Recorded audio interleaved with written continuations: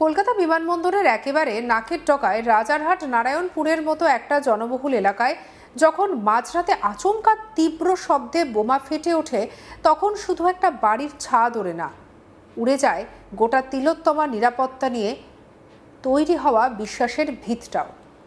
রাজারহাট নারায়ণপুরের সুপারি বাগান এলাকায় এক ভাড়া বাড়িতে ঘটে যাওয়া এই ভয়াবহ বিস্ফোরণ কাণ্ডে শেষমেশ দুই মূল পাণ্ডাকে গ্রেপ্তার করেছে পুলিশ। ধৃতদের নাম মোহাম্মদ শামীম ওরফে কানা শামীম আর তার সঙ্গী শাহেন শাহ। শামীমকে কামারহাটি এবং শাহেন শাহকে নারায়ণপুর এলাকা থেকে পাকড়াও করেছে নারায়ণপুর থানার পুলিশ।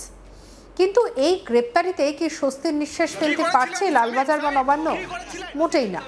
বরং এই ঘটনার পর গোয়েন্দাদের কপালে যে চিন্তার ভাঁজ পড়েছে তা ঘুম উড়িয়ে দিয়েছে দুদে পুলিশ অফিসারদের।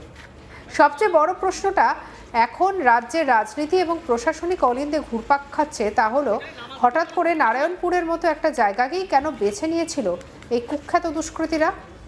আন্তর্জাতিক কলকাতা বিমানবন্দরে যেখান থেকে ঢিলছোড়া দূরত্বে সেই স্পর্শকাতর জোনের পাশে বসে কিসের ব্লুপ্রিন্ট তৈরি হচ্ছিল? এটা কি শুধুই কোনো গ্যাংওয়ারের প্রস্তুতি, নাকি এর পেছনে লুকিয়ে আছে বড় কোনো নাশকতার ছক?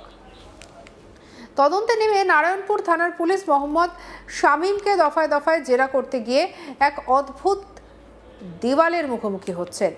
পুলিশ জানতে চাইছে ওই সুপারি বাগানে ভাড়া বাড়িতে ঠিক কী পরিমাণে বোমা মজুত করা হয়েছিল।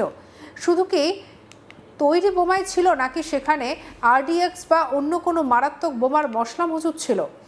গোয়েন্দাদের প্রাথমিক অনুমানে স্পষ্ট যে সাধারণ সুতলি বোমা ফাটলে বা হাত থেকে পড়ে গেলে এত তীব্র বিস্ফোরণ হওয়ার সম্ভব নয়। যেখানে আস্ত একটা বাড়ির একাংশ ভেঙে পড়েছে, নিশ্চিতভাবেই সুতলি বোমার আড়ালে রাখা ছিল হাই ইন্টেন্সিটির বোমা মশলা। আর সেই মশলা দিয়েই ভিড় এলাকায় বা কোনো ভিভিআইপি জোনে বড় সড়ো বিস্ফোরণ ঘটানোর ছক ছিল কিনা তা নিয়ে জেরা করা হচ্ছে। কিন্তু খবর মিলছে না। জেরায় মুখ খুলতে চাইছে না শামীম। বারে বারে তদন্তকারীদের বিভ্রান্ত করার চেষ্টা করছে সে, জানাচ্ছে চরম অসহযোগিতার কথা। কিন্তু কেন এই নারায়ণপুর এলাকা? এই রহস্যের জট খুলতে গেলে আমাদের একটু কানা শামীমের অপরাধের ইতিহাসের পাতাটা উল্টাতে হবে। এই মোহাম্মদ শামীম আসলে উত্তর 24 পরগনার কামারহাটি এলাকায় এক ডাকে কানা শামীম নামে পরিচিত। অপরাধ জগতে তার হাতে খড়ি আজ থেকে 2.5 দশক আগে 2000 সালে প্রথমবার এক কুখ্যাত ডাকাতির ঘটনায় কামারহাটি ফাঁড়ির পুলিশের হাতে গ্রেপ্তার হয়েছিল এই শামীম। কিন্তু জেল থেকে বেরোতেই তার অপরাধের খোলস আরও খতরনাক রূপ নেয়। জেল থেকে মুক্তি হয়ে কামারহাটি ফাঁড়ির বাগান এলাকায় একের পর এক বোমাবাজি ঘটিয়ে ত্রাসের রাজত্ব কায়েম করে সে। এরপর দীর্ঘদিন পুলিশের চোখে ধুলো দিয়ে পলাতক ছিল শামীম। 2002 সালে তার অপরাধ জীবনে এক বড় ধাক্কা লাগে, যখন তার দুই ঘনিষ্ঠ সাকরেদ ইরফান এবং বম্বাইয়া এক গ্যাংওয়ারে খুন হয়ে যায়। সঙ্গীরা মারা যাওয়ায় সাময়িকভাবে একা হয়ে পড়ে শামীম। এলাকা থেকে গা ঢাকা দেয়। দীর্ঘ 12 বছর পর 2014 সালে ফের কামারহাটি এলাকায় কামব্যাক করে এই কানা শামীম।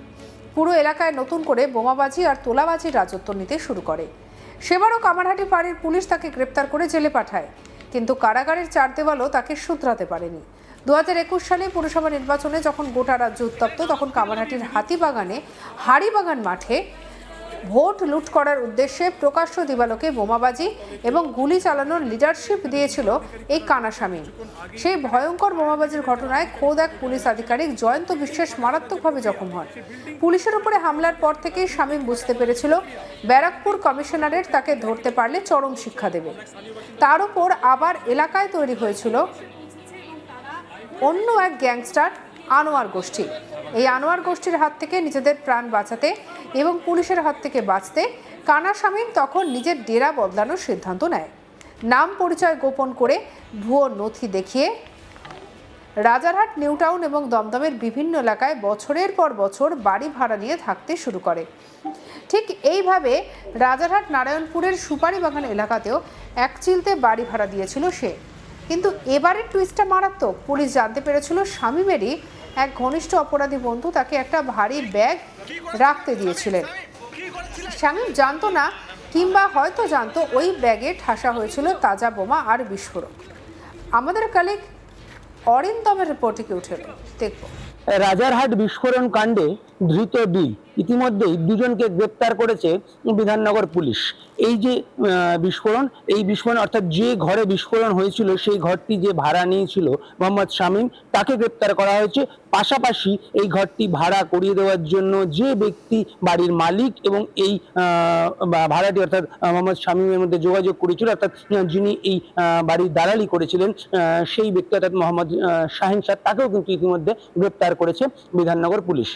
ঘটনা শুক্রবার সন্ধ্যাবেলায়, যেটা সিসিটিভি ফুটেজেও দেখা গেছে যে দুটি ছেলে প্রথমে বাইকে করে আসে দক্ষিণ নারায়ণপুর যে অঞ্চল, সেই অঞ্চলের যে একটি বাড়ি যেখানে বিস্ফোরণ হয়েছিল সেই বাড়ির সামনে এসে তারা দাঁড়ায়। তারপর তাদের সেখানকার একটি ছেলে একটি ব্যাগ নিয়ে আসে এবং সেখানে এই যে ঘর মোহাম্মদ শামীম যে ঘরটি ভাড়া নিয়েছিল সেই বন্ধ ঘরটি খুলে সেই ব্যাগটি রেখে যায় এবং তার কিছুক্ষণ পরেই বিস্ফোরণের তীব্রতা এতটাই বেশি যে সেই ঘরের ভেতরের দেওয়াল পর্যন্ত ভেঙে গেছিল এবং আশেপাশে ঘরের জিনিসপত্র বা সেখানে পর্যন্ত দেওয়ালে ফাটল দেখা গেছিল। এরপর ঘটনা তদন্তে নামে নারায়ণপুর থানার পুলিশ। সঙ্গে সঙ্গে ঘটনাস্থলে পৌঁছে গিয়েছিল তারা এবং ঘটনাস্থলে পৌঁছে গিয়ে আশেপাশে যারা প্রতিবেশী তাদের সঙ্গে কথা বলেছিল এবং কখন হয়েছিল বা কিভাবে হয়েছিল বা কারা এসেছিল বিষয়টি তারা পুলিশ জানার চেষ্টা করেছিল। পরের দিন অর্থাৎ শনিবার দিন ঘটনাস্থলে পৌঁছেছিল সিআইডি এবং বম্ব স্কোয়াড পৌঁছে যে ঘরে বিস্ফোরণ হয়েছিল সেই ঘরে তারা তল্লাশি চালায় এবং তল্লাশি চালানোর পরে সেখানে থেকে তারা দুটি বোমা উদ্ধার করে এবং পরবর্তীতে সেই বোমা দুটো নিষ্ক্রিয় করা হয় রাজারহাটেরই নির্জন জায়গায়। এরপর বিকেলের কিছু আগে ঘটনার তদন্ত নেয় এনআইএ এবং এনআইএ টিম পৌঁছে যায় সেই স্থানে এবং এনআইএ টিম তারা সেখান থেকে নমুনা সংগ্রহ করে এবং তারা এই পুরো বিষয়টা তদন্ত করছে যে কারা এর পেছনে জড়িত, কে এই মোহাম্মদ শামীম, তার কি ব্যাকগ্রাউন্ড ছিল বা সে এই ঘর ভাড়া কেন নিয়েছিল বা বাড়ির মালিক যে একে ঘর ভাড়া দিয়েছিল সে আদৌ সেই ঘর ভাড়া দেওয়ার পুরো যে তথ্য যা পুলিশকে জানানো বাধ্যতামূলক ইতিমধ্যে এর আগেই করে দেওয়া হয়েছিল বিধাননগর পুলিশ কমিশনারের পক্ষ থেকে, সেই তথ্য সে দিয়েছিল কিনা বা যে ভাড়া করিয়ে দিয়েছিল অর্থাৎ মোহাম্মদ শাহিন শাহ সে এই ব্যক্তিকে আগে থেকে চিনত কিনা, এরকম একাধিক প্রশ্ন এবং সেই একাধিক প্রশ্ন এনআইএ যেমন জানার চেষ্টা করছে, পাশাপাশি বিধাননগর পুলিশ তারা তদন্ত করছে এবং ইতিমধ্যেই কিন্তু এই দুজনকে গ্রেপ্তার করেছে বিধাননগর পুলিশ অর্থাৎ মোহাম্মদ শাহিন শাহ এবং যে বাড়ির মালিক, এই দুজনকেই কিন্তু ইতিমধ্যে বাড়ির মালিক তাকে জিজ্ঞাসাবাদ করার চেষ্টা করেছে, পাশাপাশি যে ঘরটি ভাড়া নিয়েছে তাকে কিন্তু অর্থাৎ মোহাম্মদ শামীম তাকে কিন্তু গ্রেপ্তার করেছে এবং মোহাম্মদ শাহিন শাহ এই দুজনকে ইতিমধ্যে গ্রেপ্তার করেছে এবং এদেরকে নিজেদের কাস্টাডিতে নিয়ে পুলিশ জিজ্ঞাসাবাদ করতে চায়। মূলত যেটা আমরা পুলিশ সূত্রে জানতে পারছি যে এদের কাছ থেকে পুলিশ যেটা জানতে চেয়েছে যে এই মোহাম্মদ শামীম সে এই ঘর কেন ভাড়া নিয়েছিল, মূলত তার কি কাজ বা তার কর্মপদ্ধতি, সে কিভাবে কি কাজ করে বা এই যে ছেলেটি এই ব্যাগটি এসে রেখেছিল সে কে বা তাকে কি এই শামীমই সেই ব্যাগ রাখতে দিয়েছিল বা সেই ব্যাগের মধ্যেই কি বোম ছিল বা কেন শামীম ঘরেতে বোম তৈরির জিনিস বা বোম মজুত করছিল, এরকম একাধিক প্রশ্ন এবং এই একাধিক প্রশ্নের উত্তর পাওয়ার জন্যই কিন্তু যেটা আমরা পুলিশ সূত্রে জানতে পারছি যে এই ধৃতদেরকে পুলিশ নিজেদের হেফাজতে নিয়ে জিজ্ঞাসাবাদ করতে যায়। তবে আপাতত এই যে রাজারহাটের যে ব্লাস্ট, শুক্রবার সন্ধ্যেবেলায় যে ব্লাস্ট যে ঘটনা তদন্ত ইতিমধ্যেই এনআইএ শুরু করেছে, সেই ঘটনায় দুজনকে গ্রেপ্তার করেছে বিধাননগর পুলিশ এবং তাদেরকে কোর্টে তুলে নিজেদের কাস্টাডিতে নিয়ে জিজ্ঞাসাবাদ করতে চায়। সঙ্গে রাখুন আজ তাক বাংলাকে সাবস্ক্রাইব করতে ভুলবেন না।